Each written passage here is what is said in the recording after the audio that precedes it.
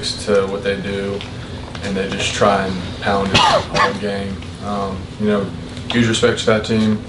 It's a great, tough team. They play hard-nosed football. They're a lot like us the way we run our program. I love those type of games where it's just downhill run, just old school football, just man on man.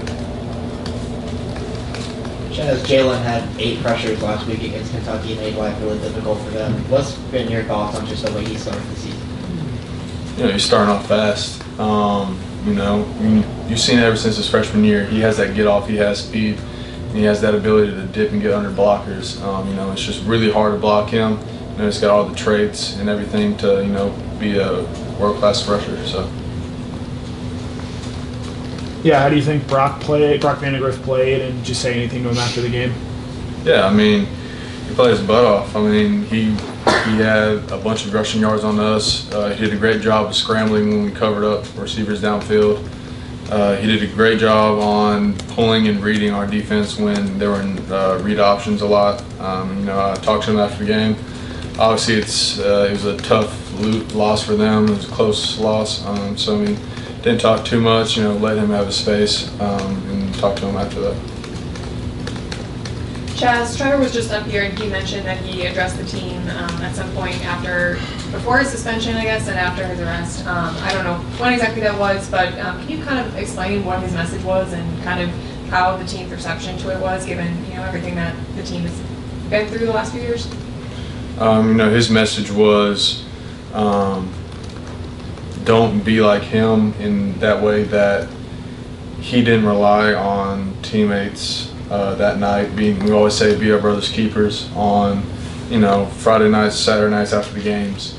And he just wanted to use himself as an example to the other guys to make sure that we don't make the same mistakes.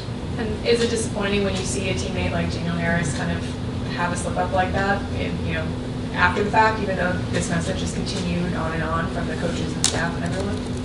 Yeah, our staff has driven into us. We've done a bunch of stuff. We've talked about it, and we're just trying to drive it down to, just make the main thing the main thing. There's no reason to put the team at risk or our standard or our identity.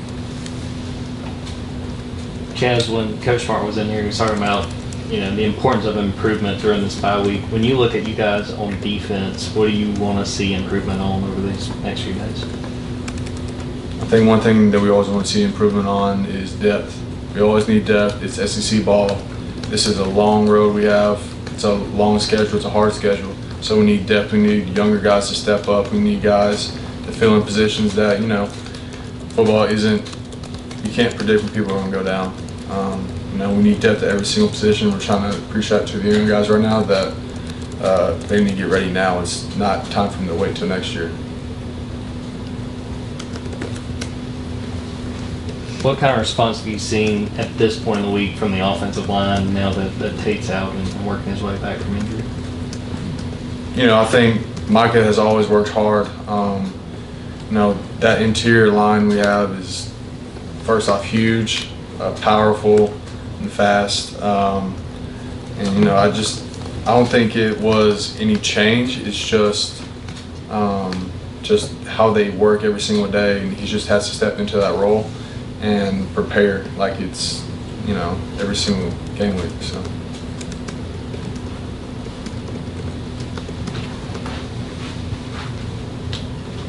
Yeah, that was a really unusual game the other night in that Kentucky did have such success running the football, but once they got over the 50, you guys' numbers were pretty unbelievable.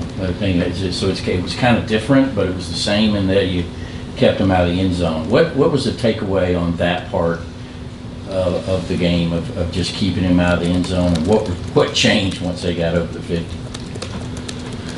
I don't think anything changed. It was, we talked about as a defense, we need to knock back tackle more. We would get guys at the line of scrimmage, it could be 2nd and 7, and end up being 2nd and 2 because they just fall forwards.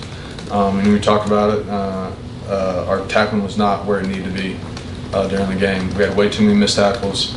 We're emphasizing that week and going forwards, we need to emphasize it. And I don't think it was anything past the 50 that made any difference. We always say bend but don't break. I think we really characterize that. Anybody have another for Chaz? Okay, Chaz, thank you. Thanks, Chaz.